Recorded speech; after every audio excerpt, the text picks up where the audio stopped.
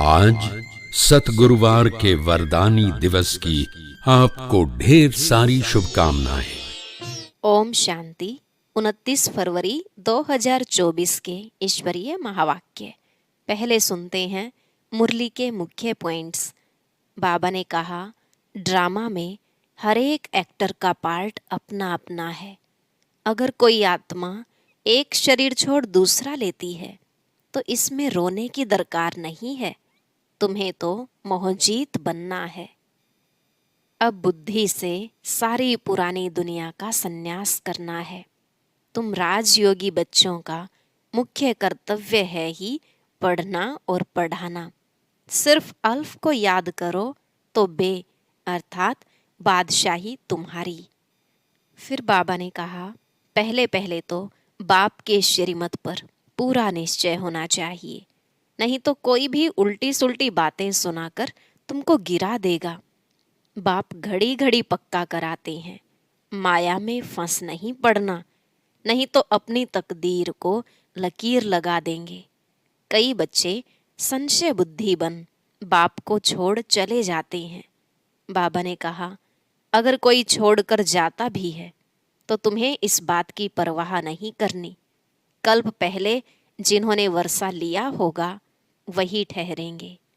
अब टाइम बहुत थोड़ा है, इसलिए याद की यात्रा में लग जाओ।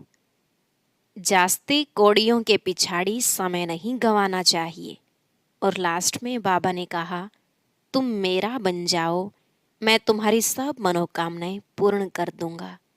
अब जितना हो सके मन मनाभव होकर रहो, इससे देह अभिमान टूटता जाएगा। एक बार मन मनाभव की आदत पड़ जाए तो पिछाड़ी में भी बाप और वर्षा याद रहेगा। अब सुनते हैं महावाक्यों को विस्तार से। बाबा ने कहा, मीठे बच्चे, माया दुश्मन तुम्हारे सामने है, इसलिए अपनी बहुत बहुत संभाल करनी है। अगर चलते चलते माया में फंस गए तो अपनी तकदीर को लकीर लगा देंगे। प्रश्न, तुम राजयोगी बच्चों का मुख्य कर्तव्य क्या है? उत्तर, पढ़ना और पढ़ाना, यही तुम्हारा मुख्य कर्तव्य है। तुम हो ईश्वरीय मत पर, तुम्हें कोई जंगल में नहीं जाना है। घर गृहस्थ में रहते शांति में बैठ बाप को याद करना है। अल्फ और बे, इन्हीं दो शब्दों में तुम्हारी सारी पढ़ाई आ जाती है। ओम शांति। बाप भी ब्रह्मा द्वारा कह सकते हैं कि बच्चों गुड मॉर्निंग, परंतु फिर बच्चों को भी रिस्पॉन्ड देना पड़े। यहाँ है ही बाप और बच्चों का कनेक्शन। नए जो हैं जब तक पक्के हो जाएं, कुछ न कुछ पूछते रहेंगे।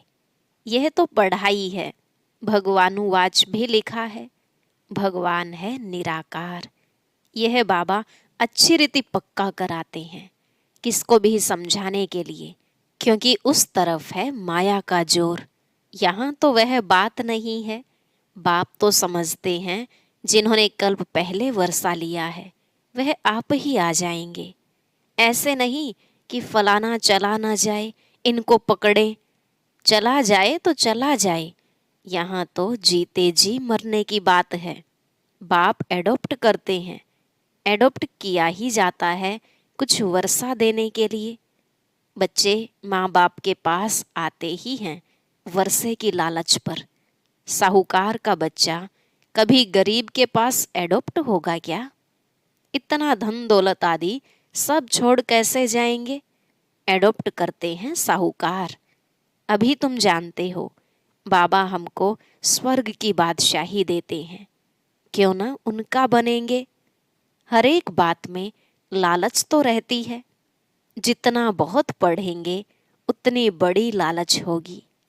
तुम भी जानते हो बाप ने हमको एडॉप्ट किया है बेहद का वर्षा देने।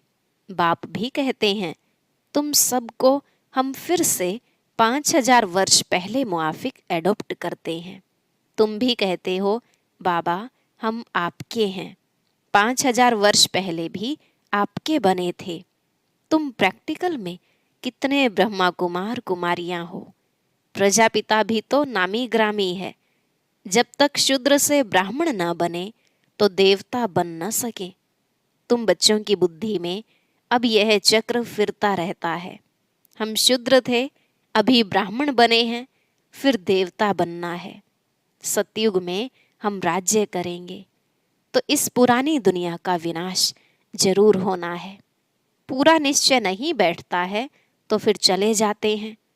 कई कच्चे हैं जो गिर जाते हैं। यह भी ड्रामा में नोंद है।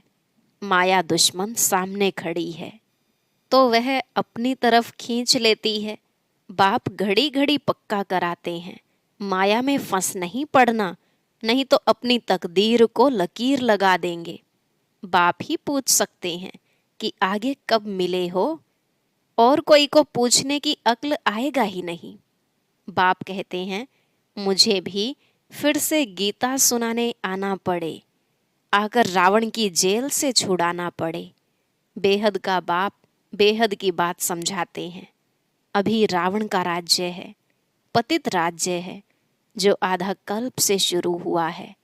रावण को 10 शीश दिखाते हैं, विष्णु को 4 भुजा दिखाते हैं। ऐसे कोई मनुष्य होता नहीं, यह तो प्रवृत्ति मार्ग दिखाया जाता है। यह है एम ऑब्जेक्ट, विष्णु द्वारा पालना। विष्णुपुरी को कृष्णपुरी भी कहते हैं। श्री कृष्ण को तो 2 बाहें ही दिखाएंगे ना। मनुष्य तो कुछ भी समझते नहीं हैं। बाप हर एक बात समझाते हैं। वह सब है भक्ति मार्ग। अभी तुमको ज्ञान है, तुम्हारी एम ऑब्जेक्ट ही है नर से नारायण बनने की। यह गीता पाठशाला है ही जीवन मुक्ति प्राप्त करने के लिए। ब्राह्मण तो जरूर चाहिए। यह है रुद्र ज्ञान यज्ञ। शिव को रुद्र भी कहते हैं। अब बाप पूछते हैं ज्ञान यज्ञ श्री कृष्ण का है या शिव का है? शिव को परमात्मा ही कहते हैं, शंकर को देवता कहते हैं। उन्होंने फिर शिव और शंकर को इकट्ठा कर दिया है। अब बाप कहते हैं हमने इनमें प्रवेश किया है। तुम बच्चे कहते हो बाप दादा, वह कहते हैं शिव शंकर। ज्ञान सागर तो है ही एक। अभी तुम जानते हो ब्रह्मा सो विष्णु बनते हैं ज्ञान से। चित्र भी बरोबर बनाते हैं। विष्णु की नाभि से ब्रह्मा निकला, इसका अर्थ भी कोई समझ नहीं सकते। ब्रह्मा को शास्त्र हाथ में दिए हैं। अभी शास्त्रों का सार बाप बैठ सुनाते हैं या ब्रह्मा? यह भी मास्टर ज्ञान सागर बनते हैं। बाकी चित्र इतने ढेर बनाए हैं, वह कोई यथार्थ है नहीं। वह हैं सब भक्ति मार्ग के। मनुष्य कोई 8-10 भुजा वाले होते नहीं। यह तो सिर्फ प्रवृत्ति मार्ग दिखाया है। रावण का भी अर्थ बताया है। आधा कल्प है रावण राज्य रात, आधा कल्प है राम राज्य दिन। बाप हर एक बात समझाते हैं। तुम सब एक बाप के बच्चे हो। बाप ब्रह्मा द्वारा विष्णुपुरी की स्थापना करते हैं और तुमको राजयोग सिखाते हैं। जरूर संगम पर ही राजयोग सिखाएंगे। द्वापर में गीता सुनाई, यह तो रॉन्ग हो जाता है। बाप सच बतलाते हैं। बहुतों को ब्रह्मा का श्री कृष्ण का साक्षात्कार होता है। ब्रह्मा का सफेद पोष ही देखते हैं। शिव बाबा तो है बिंदी। बिंदी का साक्षात्कार हो तो कुछ समझ न सके। तुम कहते हो हम आत्मा हैं। अब आत्मा को किसने देखा है? कोई ने नहीं। वह तो बिंदी है, समझ सकते हैं ना। जो जिस भावना से जिसकी पूजा करते हैं उनको वही साक्षात्कार होगा। दूसरा अगर रूप देखें तो मूंज पड़े। हनुमान की पूजा करेगा तो उनको वही दिखाई पड़ेगा। गणेश के पुजारी को वही दिखाई पड़ेगा। बाप कहते हैं हमने तुमको इतना धनवान बनाया। हीरे जवाहरों के महल थे, तुमको अनगिनत धन था। तुमने अभी वह सब कहाँ गवाया? अभी तुम कंगाल बन गए हो, भीख मांग रहे हो। बाप तो कह सकते हैं ना। अभी तुम बच्चे समझते हो बाप आए हैं, हम फिर से विश्व के मालिक बनते हैं। यह ड्रामा अनादि बना हुआ है। हर एक ड्रामा में अपना पार्ट बजा रहे हैं। कोई एक शरीर छोड़ जाकर दूसरा लेते हैं। इसमें रोने की क्या बात है? सतयुग में कभी रोते नहीं। अभी तुम मोहजीत बन रहे हो। मोहजीत राजाएं, यह लक्ष्मी नारायण आदि हैं। वहां मोह होता नहीं। बाप अनेक प्रकार की बातें समझाते रहते हैं। बाप है निराकार। मनुष्य तो उसे नाम रूप से न्यारा कह देते हैं, लेकिन नाम रूप से न्यारी कोई चीज थोड़ी ही होती है। हे भगवान ओ गॉड फादर कहते हैं ना, तो नाम रूप है ना। लिंग को शिव परमात्मा, शिव बाबा भी कहते हैं। बाबा तो है ना बरोबर। बाबा के जरूर बच्चे भी होंगे। निराकार को निराकार आत्मा ही बाबा कहती है। मंदिर में जाएंगे तो उनको कहेंगे शिव बाबा। फिर घर में आकर बाप को भी कहते हैं बाबा। अर्थ तो समझते नहीं, हम उनको शिव बाबा क्यों कहते हैं? बाप बड़े ते बड़ी पढ़ाई 2 अक्षर में पढ़ाते हैं, अल्फ और बे। अल्फ को याद करो तो बे बादशाही तुम्हारी है। यह बड़ा भारी इम्तिहान है। मनुष्य बड़ा इम्तिहान पास करते हैं तो पहले वाली पढ़ाई कोई याद थोड़ी ही रहती है। पढ़ते पढ़ते आखिरीन तंत सार बुद्धि में आ जाता है। यह भी ऐसे है। तुम पढ़ते आए हो, अंत में फिर बाप कहते हैं मन मना भव, तो देह का अभिमान टूट जाएगा। यह मन मना भव की आदत पड़ी होगी तो पिछाड़ी में भी बाप और वर्षा याद रहेगा। मुख्य है ही यह। कितना सहज है। उस पढ़ाई में भी अभी तो पता नहीं क्या क्या पढ़ते हैं। जैसे राजा वैसा वह अपनी रस्म चलाते हैं। आगे मण शेर पाव का हिसाब चलता था, अभी तो किलो आदि क्या क्या निकल पड़ा है। कितने अलग अलग प्रांत हो गए हैं। दिल्ली में जो चीज 1 रुपया शेर, बॉम्बे में मिलेगी 2 रुपया शेर, क्योंकि प्रांत अलग अलग हैं। हर एक समझते हैं हम अपने प्रांत को भूख थोड़े ही मारेंगे। कितने झगड़े आदि होते हैं, कितना रोला है। भारत कितना सोलवेंट था, फिर 84 का चक्र लगाते इंसोल्वेंट बन पड़े हैं। कहा जाता है हीरे जैसा जन्म अमोलक, कोड़ी बदले खोया रे। बाप कहते हैं तुम कोड़ियों के पिछाड़ी क्यों मरते हो? अब तो बाप से वर्षा लो, पावन बनो। बुलाते भी हो हे पतित पावन आओ, पावन बनाओ, तो इससे सिद्ध है पावन थे, अब नहीं है। अभी है ही कलयुग। बाप कहते हैं मैं पावन दुनिया बनाऊंगा तो पतित दुनिया का जरूर विनाश होगा। इसलिए ही यह महाभारत लड़ाई है जो इस रुद्र ज्ञान यज्ञ से प्रज्वलित हुई है। ड्रामा में तो यह विनाश होने की भी नोंद है। पहले पहले तो बाबा को साक्षात्कार हुआ, देखा इतनी बड़ी राजाई मिलती है तो बहुत खुशी होने लगी। फिर विनाश का साक्षात्कार भी कराया। मन मना भव मध्यजी भव, यह गीता के अक्षर हैं। कोई कोई अक्षर गीता के ठीक हैं। बाप भी कहते हैं तुमको यह ज्ञान सुनाता हूँ, फिर यह प्रायलोप हो जाता है। कोई को भी पता नहीं है कि लक्ष्मी नारायण का राज्य था तो और कोई धर्म नहीं था। उस समय जनसंख्या कितनी थोड़ी होगी, अब कितनी है। तो यह चेंज होनी चाहिए। जरूर विनाश भी चाहिए। महाभारत लड़ाई भी है, जरूर भगवान भी होगा। शिव जयंती मनाते हैं तो शिव बाबा ने क्या आकर किया वह भी नहीं जानते हैं। अब बाप समझाते हैं गीता से श्री कृष्ण की आत्मा को राजाई मिली। माता पिता कहेंगे गीता को, जिससे तुम फिर देवता बनते हो। इसलिए चित्र में भी दिखाया है श्री कृष्ण ने गीता नहीं सुनाई। श्री कृष्ण गीता के ज्ञान से राजयोग सीख यह बना। कल फिर श्री कृष्ण होगा। उन्होंने फिर शिव बाबा के बदले श्री कृष्ण का नाम डाल दिया है। तो बाप समझाते हैं यह तो अपने अंदर पक्का निश्चय कर लो। कोई उल्टी सुल्टी बात सुनाकर तुम्हें गिरा न दे। बहुत बातें पूछते हैं, विकार बिगर सृष्टि कैसे चलेगी, यह कैसे होगा।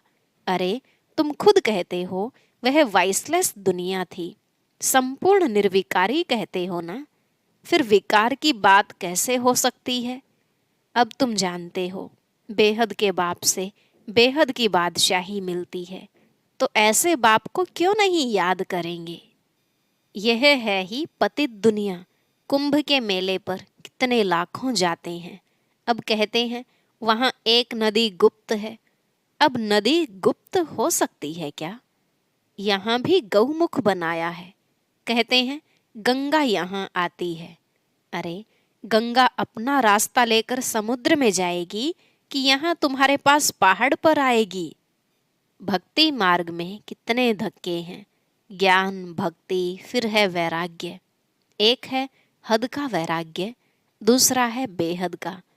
सन्यासी घर बार छोड़ जंगल में रहते हैं, वहां तो वह बात नहीं। तुम बुद्धि से सारी पुरानी दुनिया का सन्यास करते हो। तुम राजयोगी बच्चों का मुख्य कर्तव्य है पढ़ना और पढ़ाना। अब राजयोग कोई जंगल में थोड़े ही सिखाया जाता है, यह स्कूल है, ब्रांचेज निकलती जाती हैं। तुम बच्चे राजयोग सीख रहे हो, शिव बाबा से पढ़े हुए ब्राह्मण ब्राह्मणियां सिखाते हैं। एक शिव बाबा थोड़े ही सबको बैठ सिखाएगा। तो यह हुई पांडव गवर्नमेंट, तुम हो ईश्वरीय मत पर। यहाँ तुम कितना शांति में बैठे हो, बाहर तो अनेक हंगामे हैं।